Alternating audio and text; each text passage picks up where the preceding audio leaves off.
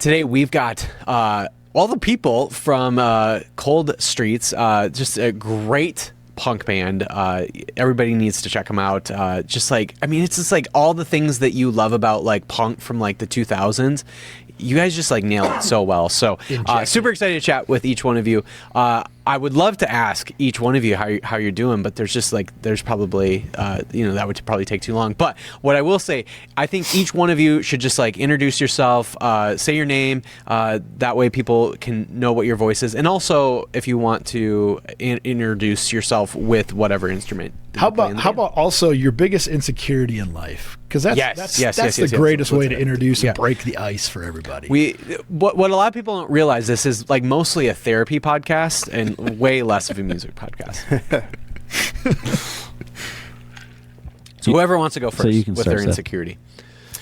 Sure. I'm Seth. I play guitar and sing in the band.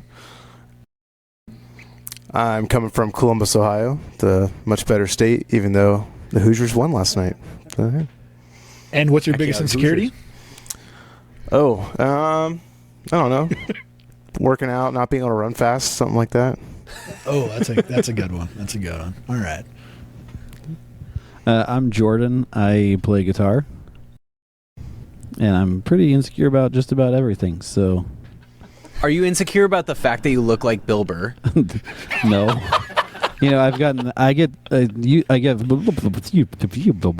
No, see, I'm insecure about talking. Okay. No, I've got Bill Burr, and I used to get it's the guy from Twister all the time. Yeah, the guy from Twister. Yeah, because I used to have longer hair, and especially Philip Seymour Hoffman and Philip Twister. Seymour Hoffman. Yeah. Yep, but that's me. I kind of get like Brother Ali vibes too. I don't know who that is. I also get Tim the Tap Man all the time. Who's Tim the I don't Tap know. Man? He's like a Twitch guy or something. I don't know. Okay. I don't even know who he is. Interesting. That sounds like some nerdy shit.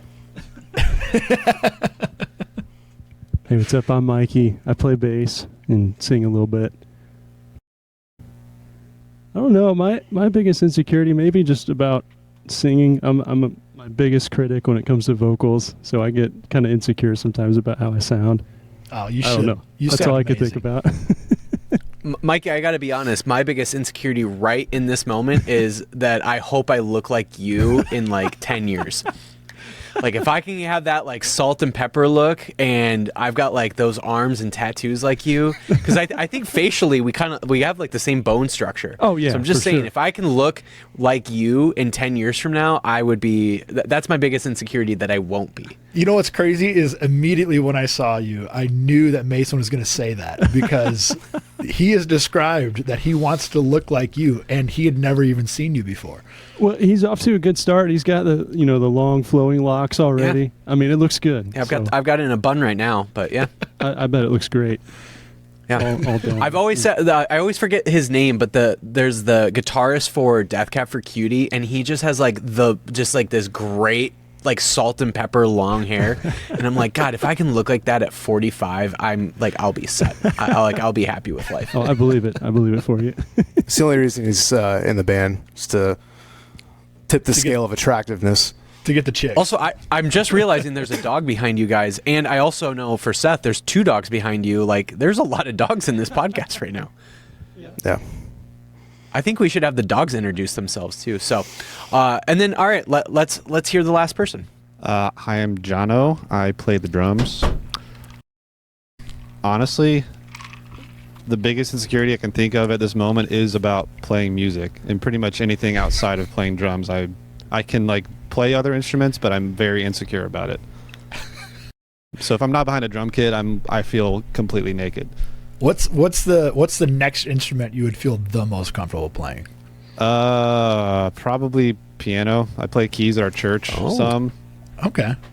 But even then, if you got church skills, you're good enough. Oh, thank you. Especially for a punk band. So if you guys need some keys, I think you could. Well, probably pull it off. there's one person who's not allowed to write piano parts, and it's this guy, because he says I have a piano part, and then he sits there for like 40 minutes not playing anything.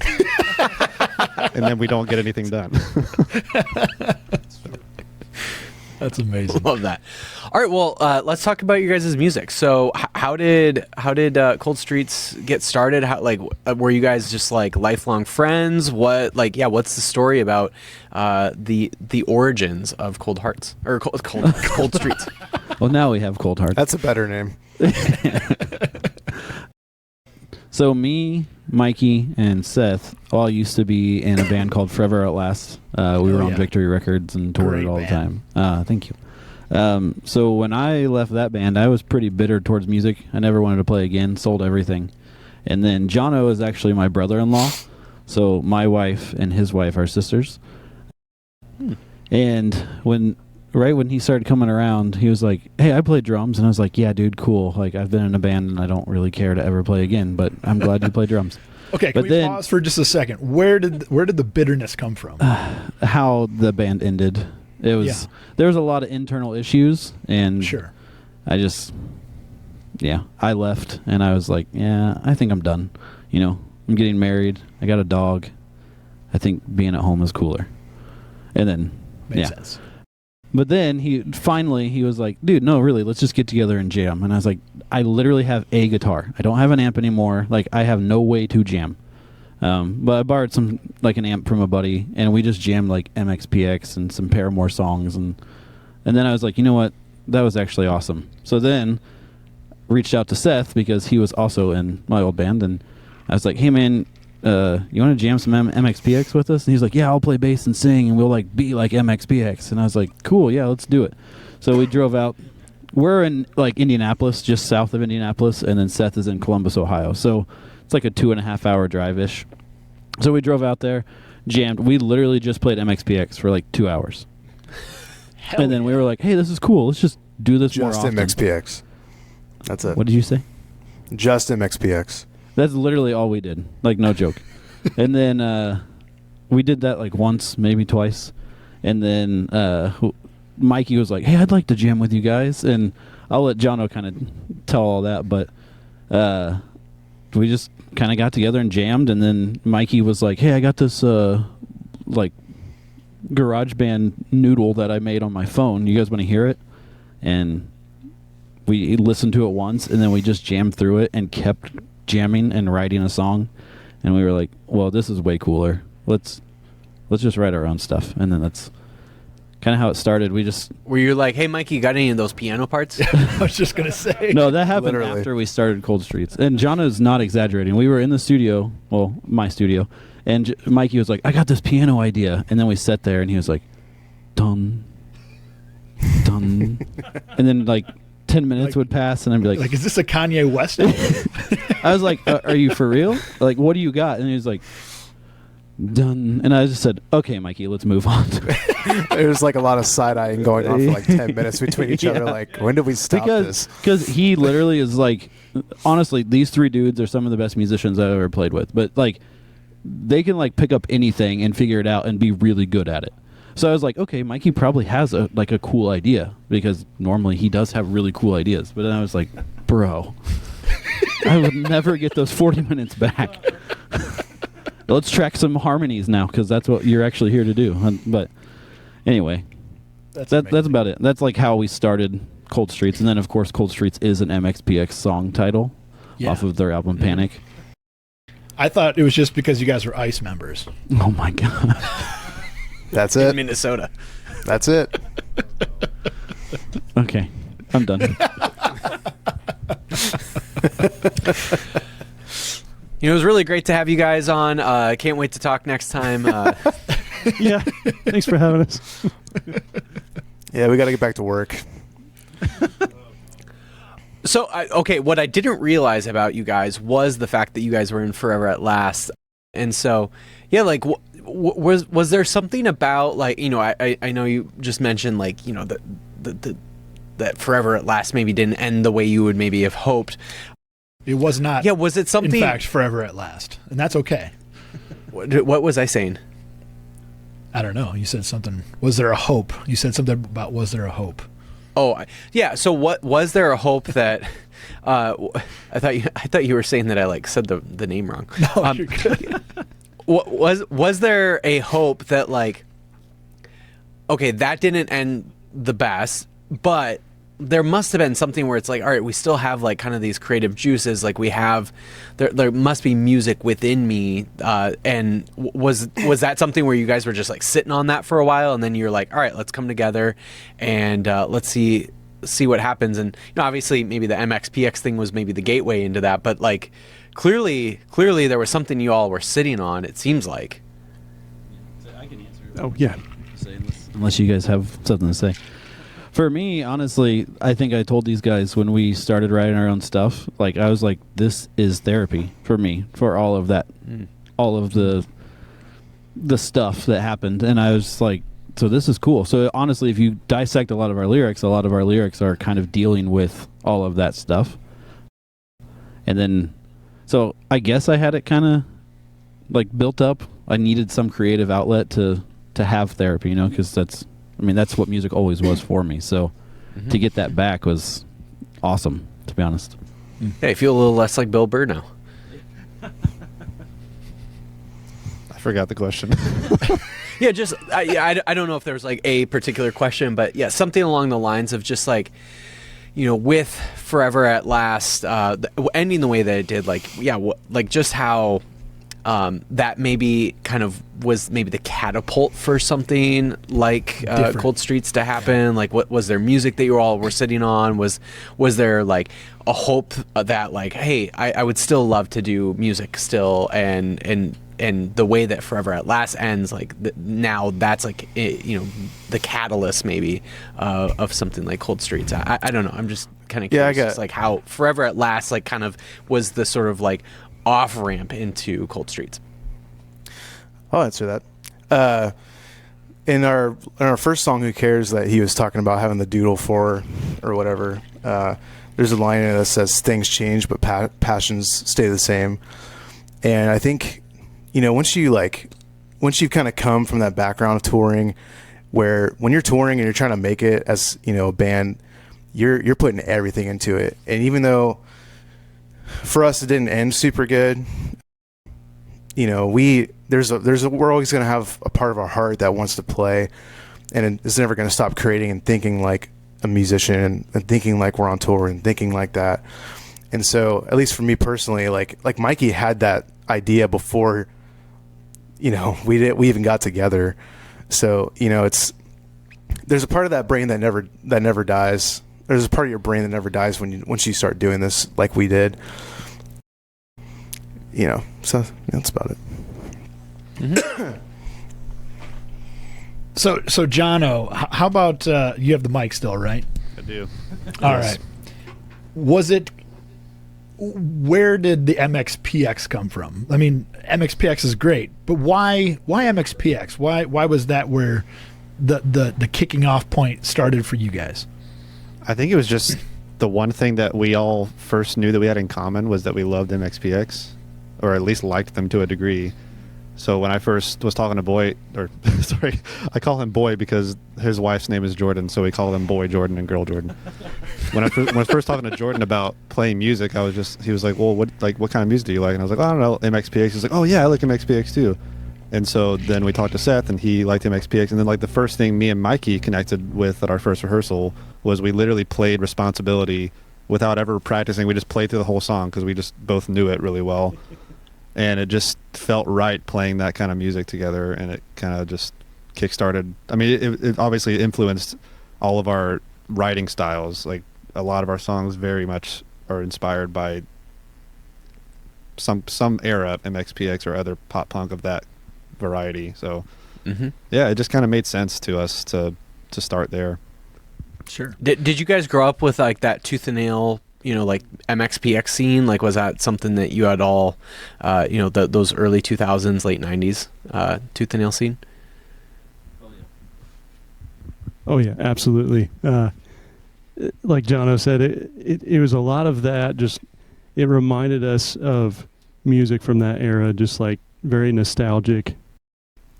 MXPX especially. We all had that in common. It just reminded us of going back to that time. Where I don't know, it was just fun. It's just nostalgic and fun. We didn't have any agenda or anything like that. We just got together and wanted to jam and, just pretend like we were, 15 again. So. I always joke that we are 2000s youth group punk. Like, that's what our band is. Because that's that's what we all grew up in, was the early 2000s. We were all in youth groups and loved Reliant K and MXPX and, Flatfoot 56 and all those bands, right? So, yeah. So, you guys started the group, what was it, 2022? John would know better. When did we start? Our first session, the three of us, me, Jordan, and Seth, was 2019. And I think actually before that year was up, Mikey joined. So it was about like September or so of 2019 was when we first had our full band rehearsal. Yeah. Okay. So was there like a show on the horizon, or was there a plan to record or something like that like kicked you guys off and we're like, all right, we're going to do this thing for real. It's not just like us having fun or doing therapy or something like that. Well, it's funny. Yeah. So we started working with a guy that Forever at Last worked with a lot here in Indy. And we went and started recording with him. Like, because we were like 3 songs and we're like, let's just record them because that's what you do when you write songs and you're in a band. So we started doing that, and then that's right when 2020 happened and everything shut down. And he was like, hey guys, I don't know if I'm even going to do this anymore. So here's your sessions. Have fun. And I was like, okay, well, I used to do pre-production for Forever at Last all the time. So I'm just going to dive into this. And that honestly kickstarted me to like really dig in and like honing in on becoming an audio engineer. And now that's my full-time job. So you went from not owning an amp to owning a whole recording studio. Yeah, way too much equipment. I always joke I can't play drums, but I own way too many drums. And my wife's always like, do you really need another snare drum? And I'm like, yeah. You can never have too many snare drums. And then Jono gets to reap the benefits because he's like, I'll just come over and play. Cool. Honestly, this dude, if he lived in Nashville, he'd make $400,000 a year being a studio drummer because he's stupid good. Hell yeah. But Jono, it sounds like he's trying to kick you out of the band and move to what's funny, so because our wives are sisters, they're like best friends, so we built houses right next to each other.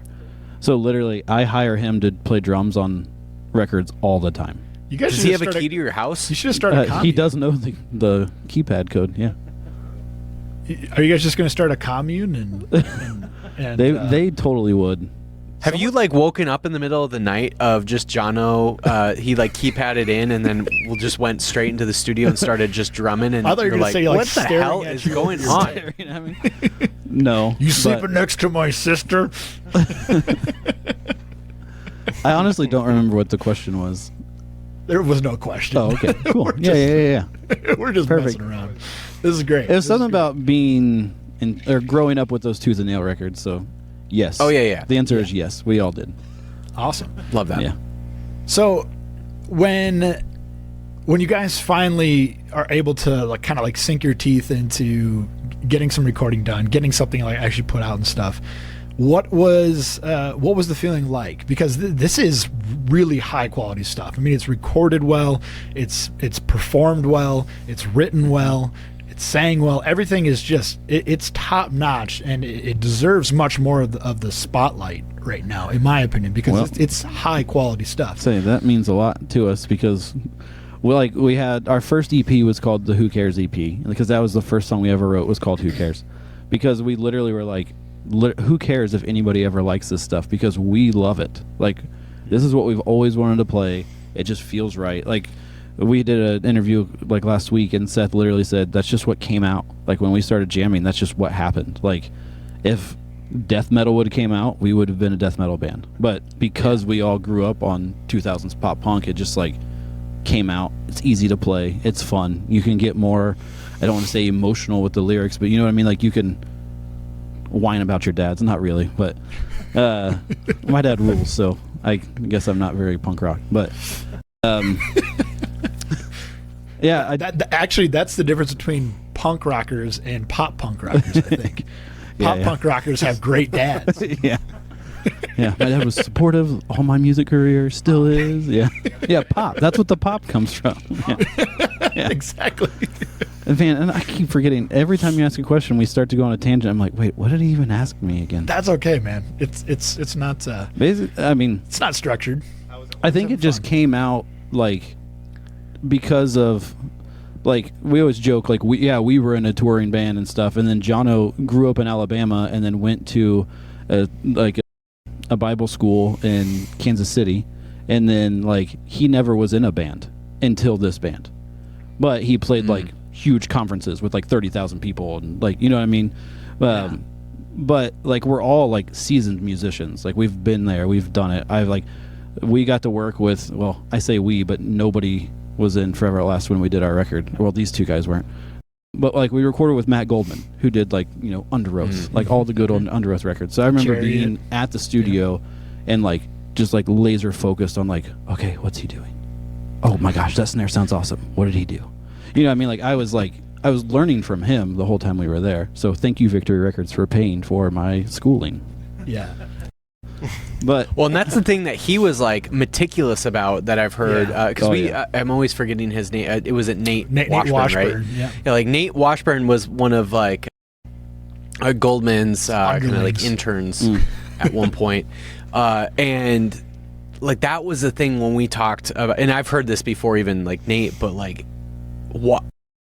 Goldman is just meticulous about drums in particular. Oh my gosh, right? Like our drummer would lose his mind because Goldman's like, "Can you just hit the snare harder?" He's like, "My hand is bleeding. I don't know what you want me to do."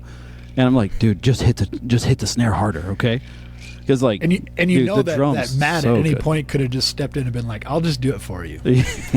Yeah, I always think of that. What's that Chariot music video where they like walk through a glow in the dark? Yeah, and he's sitting there playing that part. Yeah.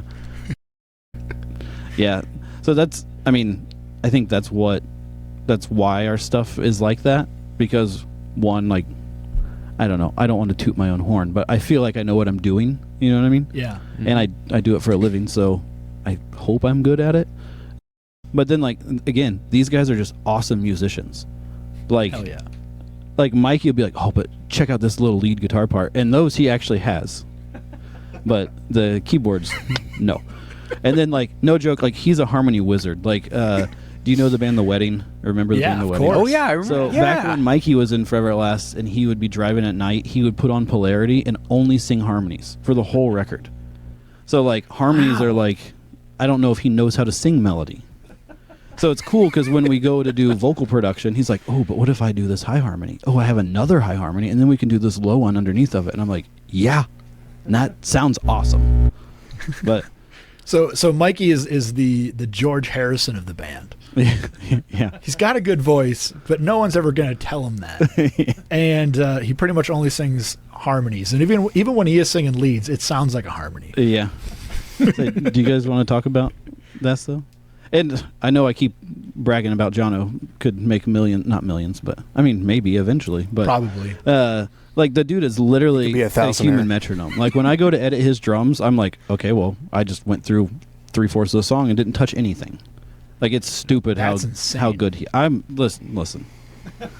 I'm not joking. I've been around a lot of drummers, and this dude can play. It's funny. Like I'll hire him to do like hardcore records, or like we just finished a worship record, and like I mean he can do everything in between. I mean most of our stuff is at 300 BPM. Not really, but super fast punk stuff. And I remember in the song that we just released, he does this fill that starts on a floor tom. And I remember when he did it, I was like, did you start that on a floor tom? Like, what is wrong with you? And then we hear it, and I'm like, okay, that's freaking sick. But yeah, here, I'm talking too much. Jono, it sounds like he's more into you than your sister. Yeah, it's a little weird sometimes. No. No, he's very generous and very very kind. Like I'm thinking about growing up listening to MXPX, Reliant K, all these bands. For me specifically, not having been in a band before, I remember when we were first recording and we were about to release our first EP. I was like a 11-year-old kid again, like getting stoked about new music, but this time it was our music. And excuse me. And it's hard not to like pinch myself sometimes and just be like, man, I can't believe I get to do this. It's not like we're not going on tours or anything crazy, but it's always been a dream of mine since I was first into music to be in a band and to be in a band that plays a specific kind of music, and actually to get to do it well, because I also grew up in a really small kind of podunk town in Alabama. Shout out Dothan, Alabama, if you're listening to this for some reason. I still love you, but you're a really small town and nobody knows about you, unless they're going to Panama City. But like, well, I forget what I was saying.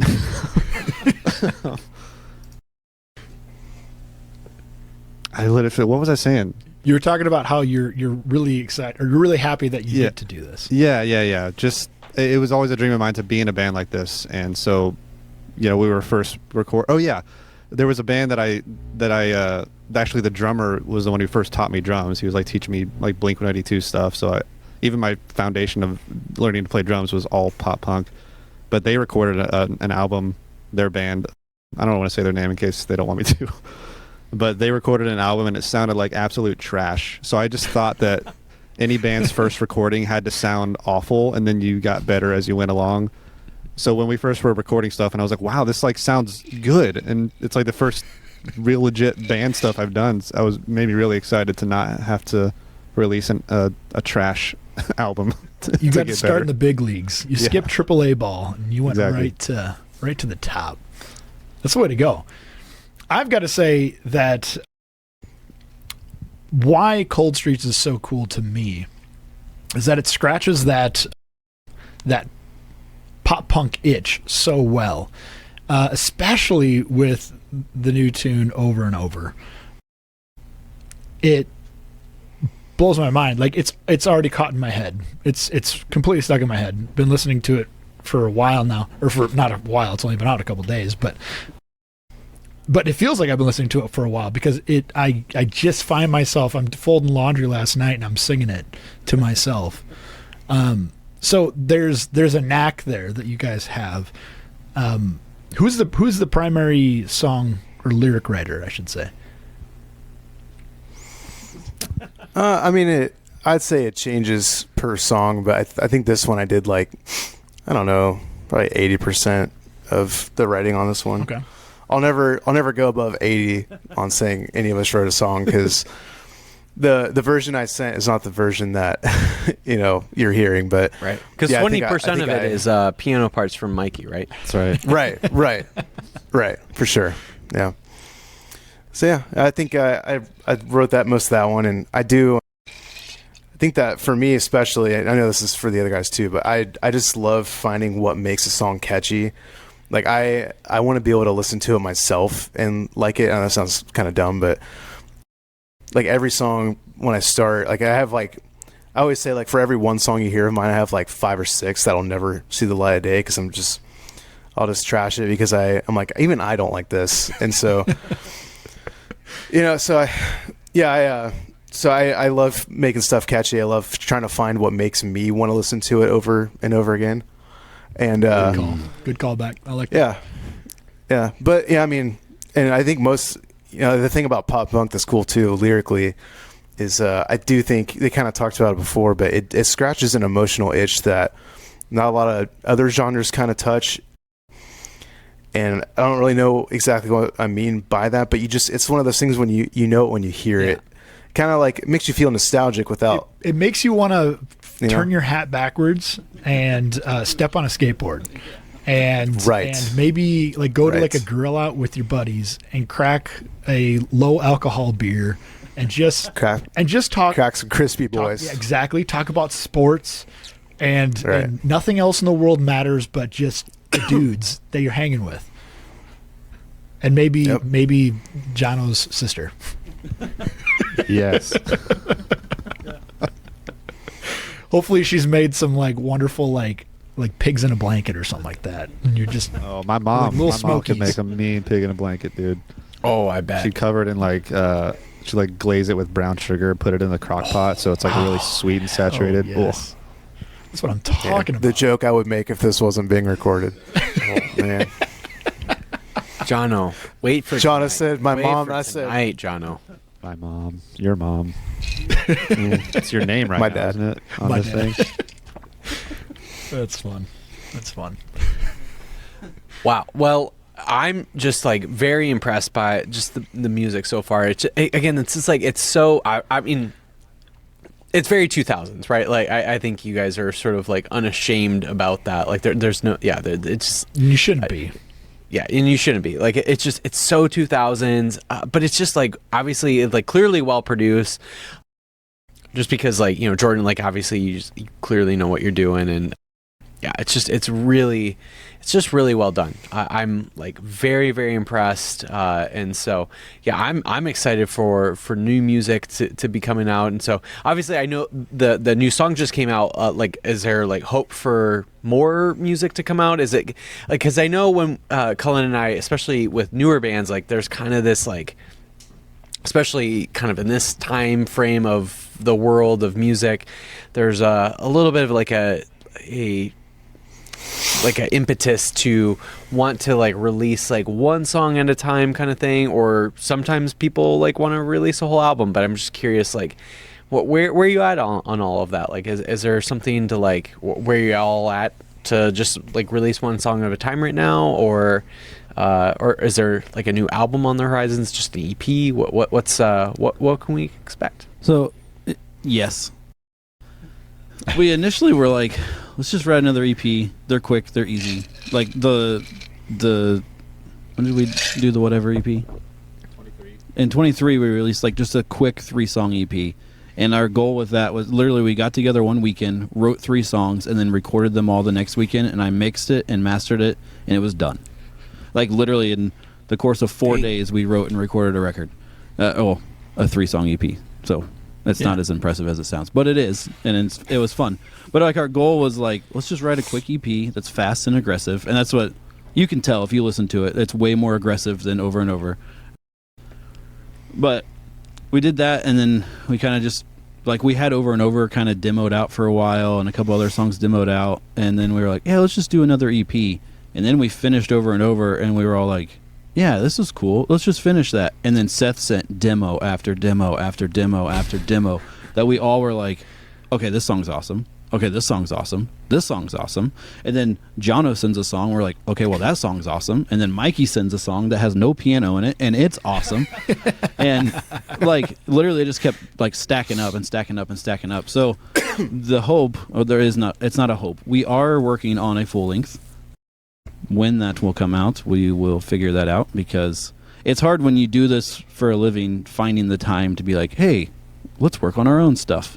But Jono lives next door, and Seth sent me all of the Logic files, like sessions that he demoed. So I'm like, let's just start tracking, guys. I can do it. So anyway, so there will be a full length soon. And Awesome. I don't know if I talk to you guys about telling everybody that, but it doesn't matter. Band meeting. Yeah. Hey, you guys can join all of our band meetings. Cool. But we've also been working on, this was a while ago, but do you guys remember when Wolves at the Gate put out that, like, the songs they listened to on the bus? It was like that cover EP or whatever. Yeah. So I always loved that because they did a Thursday song, and I loved Thursday growing up, so I was like, super tight. But we were like, why don't we all just pick a song that we grew up loving, and let's just cover it and put it out? So that will probably come out next because it's so easy. Like literally, Seth just sent me all of the demos. He demoed all of them out and just sent them to me, and I'm like, cool. Well, Jono can track all of those in 30 minutes. So that is probably what we'll put out next. Can you give us like a hint at maybe what one of the tunes is? I mean, I'll tell you all 4 of them. I don't care. Let's do it. Okay, good. That's what I was hoping for. Dang, man. I'll let everybody tell what song they picked. I'm a huge Starting Line fan, so I picked the song dude. Up and Go by the Starting Line. Yes. And then here's Mikey. Shocker, MXPX, My Life Story. Nice. So, that's a good one. That Good is call. a very good one. That's one of my favorites. That's another one we just play randomly when we're bored at practice. I picked Chapstick, Chapped Lips, and Things Like Chemistry by Reliant. Yes. Oh, One of the most, I wouldn't say it's the most, but one of the most underrated Reliant K songs. Dude, that whole album is like... We played it live at our last show. Oh, Yep, so good. absolutely. love it. Did you have a bunch of like senior citizens in the background? We should. We should get all of our living grandparents and... There's a lot of walkers flying in the air cheering the There song. better be. Better be. Mine is A Day Late by Amberlin. Oh, nice. Oh, that's a nice. good one. I love the Yeah. mixture of tunes in there too. This is fun. This is a great idea. Hang more. I feel like we got the same music taste. Yeah. My goodness. What's funny though is I know My Life Story by MXPX. We had talked about Mikey singing it because it's like his song, and every time we jam it, Mikey sings it. And then Seth sends a demo of it, and I was like, "This is just Mike Herrera singing on this song." So I'm like, "This is going to be hard to decide if Seth sings it or Mikey sings it," because I literally the demo. I was definitely trying to sound Well, like Mike, yeah. like very much so. Well, one of the first songs we wrote, Seth literally sounds exactly like Mike, and I'm like, "Well, cool. I guess we're MXPX." Well, then But- that means that Mikey has to do it then. Yeah, I mean, yeah. So that's the thing is like the starting line MXPX and Reliant K. That's kind of what our band sounds like anyway. So those songs will be basically Cold Street songs. You know what I Yeah. mean? But the Amberlin one, I'm really excited about because, like, do we just do a straight cover of it, or do we, do a Play bunk with it a beat bit? in it? You know what I mean? Like, trying to figure that one out. I would personally love to see like a more pop punk version of that song. Perfect. Yeah. There it is. That's what Yeah. we'll do. It is basically a pop punk Yeah. song. If it was maybe a different singer. Yeah, Like, that's the kinda thing like- about I actually Cullen and I we've talked about this too. Like there's something about the fact that Amberlin, especially early on, maybe less so later on, but early on, like it's a heavy band. Like they've got some like really heavy riffs that could have like been like almost even like borderline just like a hard rock song, but because Steven's singing was so like soft and melodic, it doesn't come across that way at all. Unless you saw where him it live. almost- If you see him live, at least Right. in those early Yeah, days, they're, they were screaming all They're my favorite band of all time. And so the last podcast we did, I went on like a 5-minute rant about Amberlin. So don't get him started. All right, well, let's get him started. So the question is, now that Maddie Mullins is doing it, don't ask. is it a pop punk Let's do band it. now? It's not a pop punk band. I was just Listen. trying to get you to go. Oh, bro, I'm about to go. Let me in, coach. Tap me in, bro. I mean, you actually want me to go Yeah, to it? dude. I just watched a live performance of Maddie Mullins just hyping like crazy on stage. And it definitely Yeah. has a more pop punk vibe. And then he throws in the growls every once in a while. It makes it even a little bit extra spicy, but Yeah. I mean, like I said, they've been so the reason I chose A Day Late on that song is because that song in particular just kicked me into wanting to play music. I don't know what it is about that song. I was a kid and I was in elementary school and I was homeschooled and I literally played that song on loop while I was just like doing 8 hours of school. Like, I don't know what it was about that song. But wait, homeschool kids actually do like long days of school like that? I don't know. It's probably like 2 hours, but Say, He was a kid at 48 hours. it was a full I day. want Listen to to you know? A Day Late by blades Amberlin to 400 my house. Yeah, but man, Amberlin, I think the reason they were so successful is because kind of what you just said is like of just Steven's voice. Like they could do super heavy stuff, and they had like then you have Unwinding Cable Car, and like every album it seems like they touch on something different in like almost every song. Like you have like oh man, like Self Starter on Devotion. That's a heavy song. Like there's the name of the song escaping me now, but there's songs that are in literally drop B, which is like a metal tuning, So with that being said, I wasn't like the biggest Memphis fan, but I liked Memphis May Fire as well. But Matty has one of those voices that whatever he sings on sounds like Memphis, and it sounds like him, which is cool, right? But like to me, like when he came over to Amberlin, it just sounds like a Memphis thing. Interesting. And he's and especially because like he's done other things. Like, did you listen to his two? Maybe it was just one solo worship album thing? I haven't listened to it. No. He did. That was like a while ago, but I listened to that and it sounds like that, like, which is not a dig or anything, but it just does. And then I don't know, being the OG fan, on the last podcast I was drinking coffee and I had the mug that from their final tour in 2014 from the merch package, and I was like, they're like, "What's your position on the Matty Mullins thing?" I just held up my mug and I'm like, "This is from the final tour in 2014." So I don't know. I loved that they came back. I went and saw them when Steven was touring with them, and Yeah. but you know, I just to me, Amberlin was the one that stopped in 2014. You know, Yeah.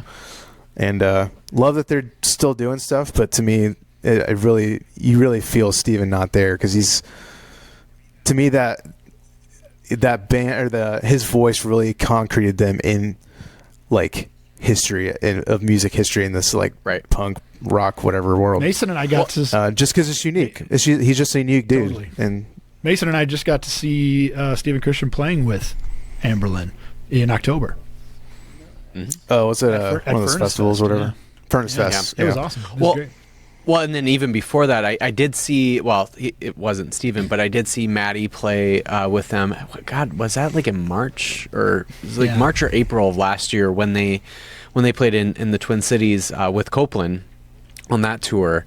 And, you know, that was right around the time that, you know, Maddie had like just recently been kind of like fully initiated into the band. And yeah, it's one of those things where it's like, I think part of it is like Steven's voice is so unique that when his voice is not in it, it's very obvious, versus probably a lot of other singers. If you replace, a singer, it's so obvious because Steven's voice is like pretty like you can't replicate his voice at all. Yeah. Let's not belabor the Amberlin point too much. I can see the rest of the band. We got things to say. Glazing over. They're like, we've heard this. Falling asleep. We've heard this song and dance before. All right. So where do you guys want to go with this? Like, obviously, you got new tunes coming out and everything, but do you want this thing to blow up and just go absolutely nuts, or is this like, hey, we're just having a blast doing this with ourselves? And if people listen to it, great. If they don't, no big deal. We don't necessarily need to go on tour or anything like that. What's the goal? I would say that, to be honest with you, like, we always joke, if MXPX wants to put us on the 2 shows that they play like every 3 months, we will gladly do them.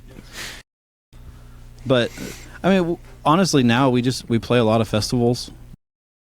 Like, that's something I know we were going to talk about it later, but they just announced today that we're on audio feed this year. Nice. Playing direct support for Run Kid Run on their 20th anniversary of, what's the record called?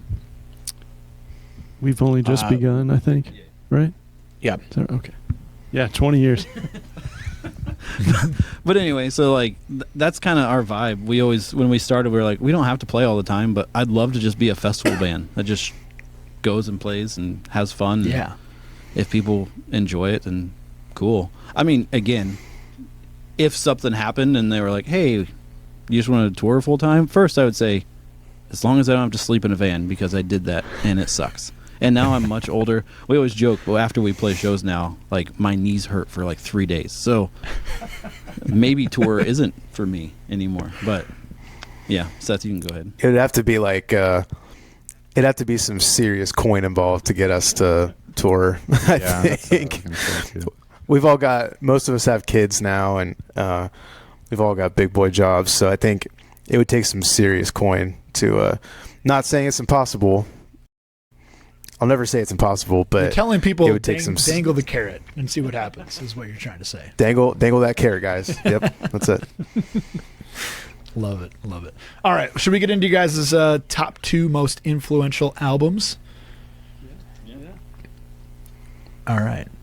All right, let's go down the line. Are each one of you ready?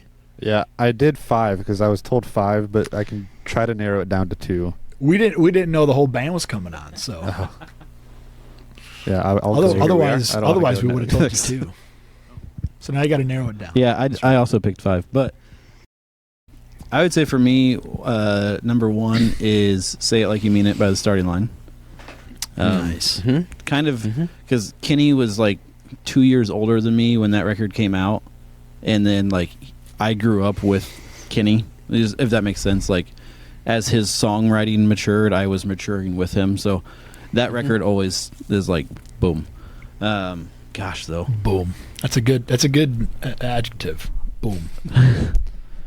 second, man, I have to take the other 4 and figure out which one I like the best, or which one influenced me the most.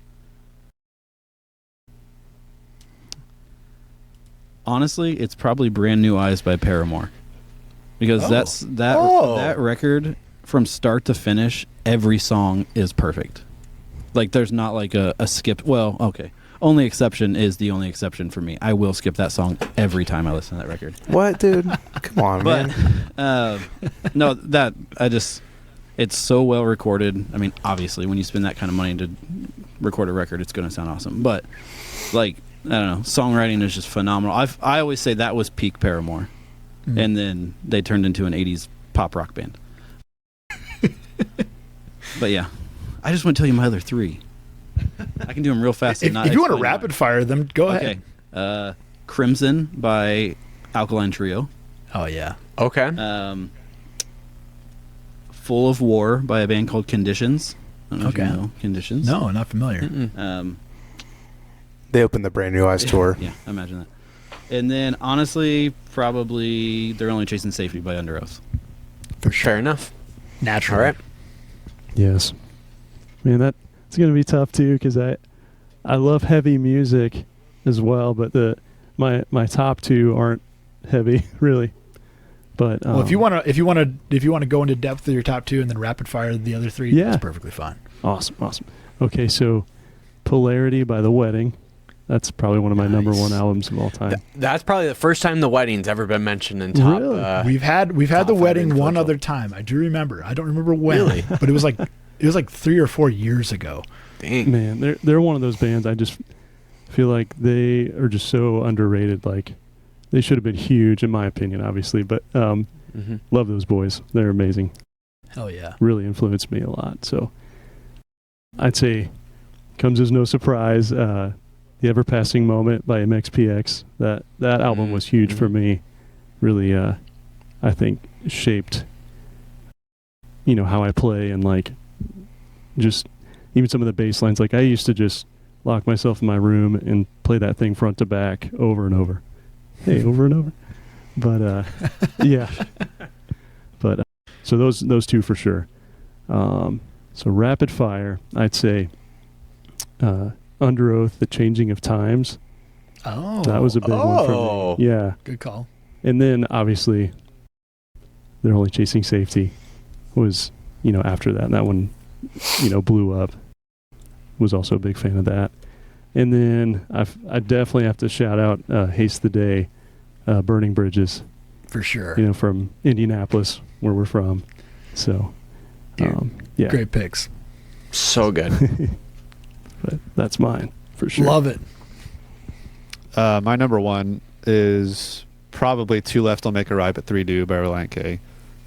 Oh, yeah. Another one, same to like what Jordan said about Brand New Eyes. I don't skip any songs when I listen to that. Even the weird, like vocal stem track they have. I don't even know what it is, but like talking to a fan or some random civilian or something. I'm just like, why is that on the album? I love that you call it a vocal stem track. Yeah. I don't know what they would. I think it's just called Untitled, and it's like Matt or somebody just talking to some random girl. I don't even know what they're talking about. Like, why is this on the album? But I love that it is, because it's just so weird and random. And then, of course, that was the first album that I had an experience with a secret track where they had this, like, oh, yeah. I don't know. They must have been, like, I don't know, slap happy one night and just recorded some really dumb track that was, like, 40 minutes after the last song.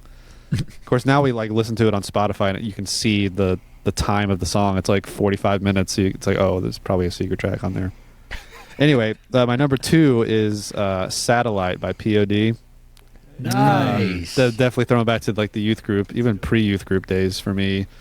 That was the first album I remember listening to, being like, I want to learn how to play drums. All the drums on this album, I'm just like the Youth of the Nation is probably one of the first drum beats I learned, because I was just like, that sounds so cool, and I thought it was going to be like the hardest drum beat I'd ever learned, and now I'm like, it's not hard, but it is pretty cool. Like, I don't know. Yeah. So those two for sure, I think, in the early days of learning that I loved music, were the ones that like really drove me to like, okay, I want to learn how to play this stuff.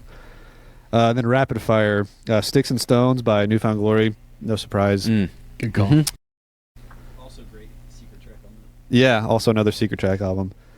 Before Everything and After by MXPX. That's another one that I just played on repeat when it came out. And then Define the Great Line by Under Oath. Hey, we're going to get the whole A lot of discography MXPX Yeah. and a lot of Under Oath. Yeah, we all pretty much like the same music across the board. I do have to say something funny. Sorry, this is just a quick funny thing. Today, Jordan, my wife, girl Jordan, was going, we are, and she goes, the kids of the nation.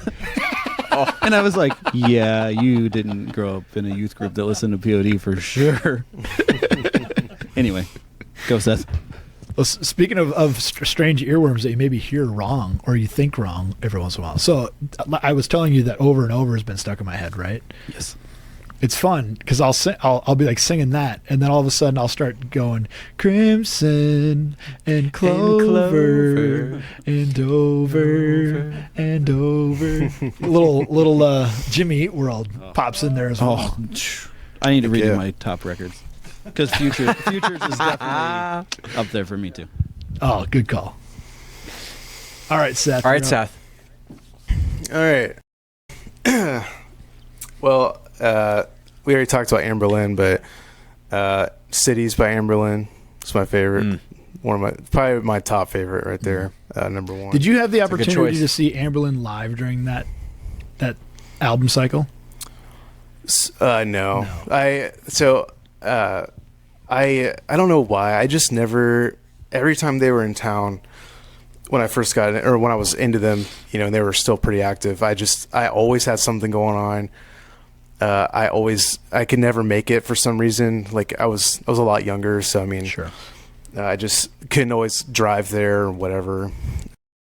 Yeah.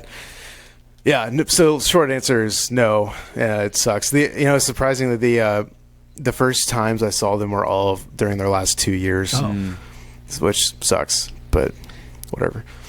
But yeah, the Cities is like, it's one of those ones that kind of touches everything. You got, I don't know. I think like the way I write now is like the guys will tell you like this band actually right here. I write for a metal or a hardcore band as well that my brother's in, and then I'll write, like I was working on some soft stuff with my wife earlier. So I think like that album just shaped how I think, and I think like in a wide spec on genre, and it really just kind of opened my mind to like what I want my own writing to be like.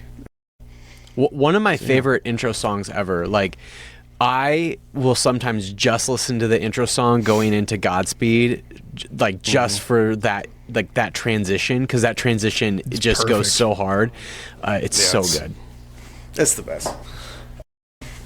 Man, number two, I had Brand New Eyes on there as well. If Jordan didn't say that, I'd say that. But I'm gonna go with Roots Above by Prada, Delores Prada. Just a second. Okay. I remember that was the band that really, them and Under Oath, got me into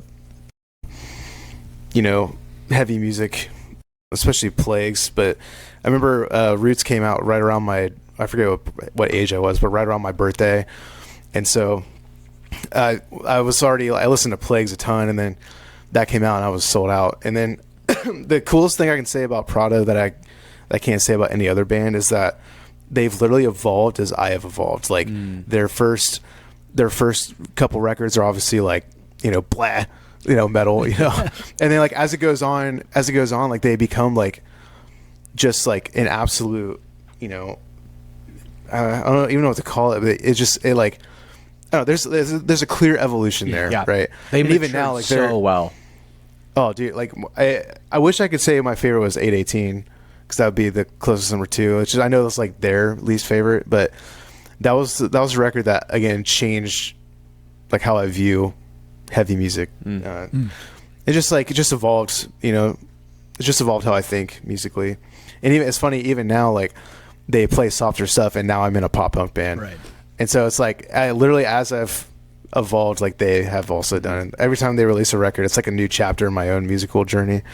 I don't know. Yeah, that makes sense. Which I've got to meet him a few times because him and Jordan are buddies. Like Mike and Jordan were friends, so I've gotten to meet him a few times. So yeah.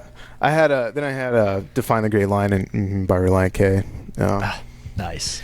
So the other one's 2 all good Reliant stuff. But yeah, K's, a number of Under Oaths, obviously Paramore. Like, you guys really truly do have the same music taste, don't you? Mm-hmm. Dude, it works. That's crazy. It works. It makes sense. And MXPX, I totally missed them too. Like, it's crazy. Yeah.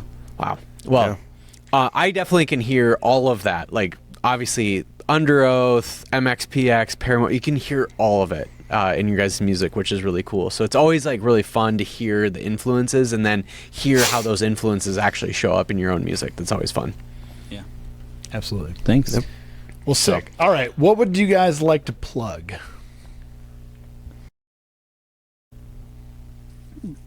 Well, we just released a song and video Over and over.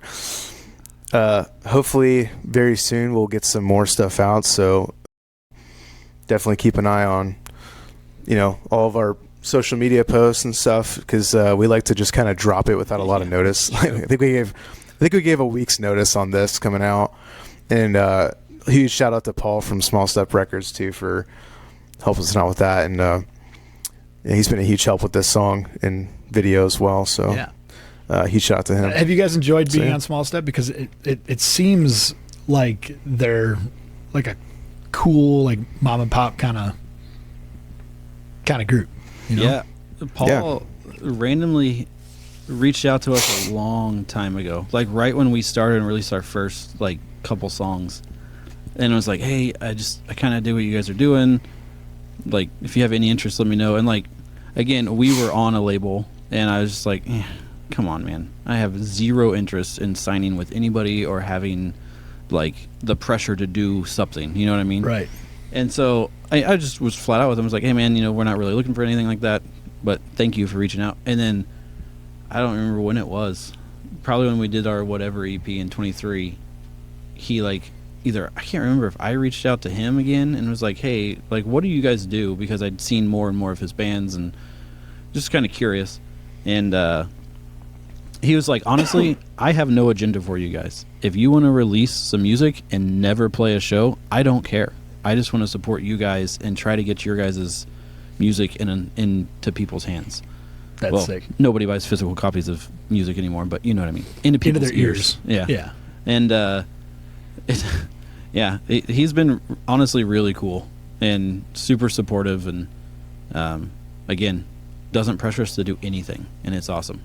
That's sick. Because it makes me like have the desire to actually do something. Because before it was like, hey, you have to do this many records, that you have to play this much, you have to do this, and this, and it's like, how many records did Victory want FL to do? It wasn't like 7. That's what the first contract said. We did not sign that. They had some crazy contracts. Merry Christmas. Yeah. Crazy stuff. Victory Records, the king of contracts. Don't they literally have a name for it now, like a victory contract? Oh, probably. I've heard that said. Yeah, it's probably a else. meme. There was another band that called it a victory contract, and I had no idea what it meant. Yeah. And then I think I just put the piece together. I mean, on one end, kind of genius business move, but also these are kids that don't know what they're doing, and you're getting them to sign contracts that sign their life away. And Yeah, they see a lawyer show up and they're like, fuck. Yeah.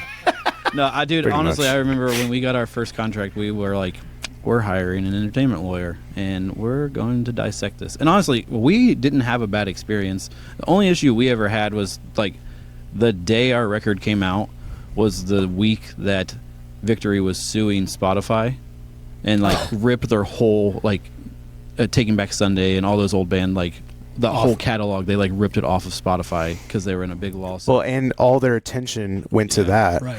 Like, I'm not kidding when I say this, that Paul from Small Step has done more for us than Victory did for FAL during that album's release week. Wow. Like, yeah, it was. so. Yeah. Dang. That's Anyway, insane. you might have to cut a lot of this interview.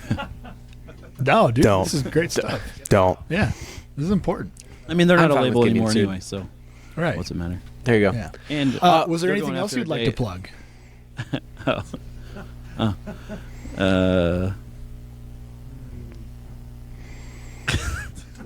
I mean, we had if you come to a show, just don't freak out if George Clooney also walks in. George Clooney. Whoa. Because whoa, whoa. Mikey doesn't want to say it, but they're related. You can see it. Can see it. Oh, yeah, I can see it. What? So I don't like to out him like nephew? that. What's the relation? But you asked. What's the relationship? Nephew? Tell us, Mikey. He guessed it. That was probably the first time someone's actually guessed it right. But yeah, good old Okay. nephew? yeah, good old Uncle George. You know, Wow. So Uncle George, what's he like at like family Christmases or at Thanksgiving? I mean, just as handsome and And regal? savvy as you'd expect. Doesn't he cut the turkey with his chin at Thanksgiving? That's a secret. Not So- too many people are supposed to know that, but So you're not supposed to play favorites with your family, but do you have a favorite Clooney flick or television show? Batman. Ooh, Batman's a good choice. I always Batman forget and it was Robin, no. Batman. Yeah. I'd say probably Oceans. Yeah, Oceans. Oh. those are good. Yeah. I For like me, those. it'd be ER. Fair. Oh yeah, Yeah, it dude. was good. You been watching The Pit? Oh, I love the Pit, man. It's Dude, it's my good. wife is a nurse practitioner, and so she's like Oh, no. Oh, she's yeah, like you feel it. guessing what like the malady is before they ever talk about it, and she's right like 99% of the time. It blows my mind. Even on There like needs to some be of the like wild there needs to be ones. like a you know how like for sports there's like sports gambling and all the like over unders and all the things like there needs to be like a nurse version of that for the Pit. Yeah. That'd be Oh amazing. man, that would be amazing. Dude, Yeah, Uncle that's- Clooney, huh? Yeah, That would good be old insane. Uncle George, Uncle Joe. Yeah, so if that audio feed he's standing in the back or you see a dude with shades and a hood on, just don't say anything. I He always doesn't like forget that. that he you was know? Batman, and I always forget to ask Mikey, like, being a kid when Batman and Robin came out, like, I can't even imagine how cool that Like, was. This is Uncle George. Just another day in Uncle George's life. Yeah. That was the time of the like the super sick like 10-pack suit, right? Yeah. The plasticine suit. No, it was real. It was real, He dude. didn't have to put That was spandex. Only Mikey can tell us whether or not it's real. Well, I don't know, man. That's another trade secret too. I don't know. It's well, maybe we'll Whatever, never dude. know. You used to wash your clothes against that washboard, dude. That's a funny image. Oh man. Love it. For some reason, when I think of young Mikey, I still think of young Mikey having salt and pepper hair. Yeah, I was Watch- just born this way. You know? 10-year-old I just still think of him. We Clooney's, you know. I still think of him as just as tall. he can't see it, but Mikey's like 6'3" or something, so I just can't imagine him being any shorter than he is. Man, my poor mom. Ugh, yeah, Yeah. she's a It's like giving birth to a giraffe. Kerplop. Something like that.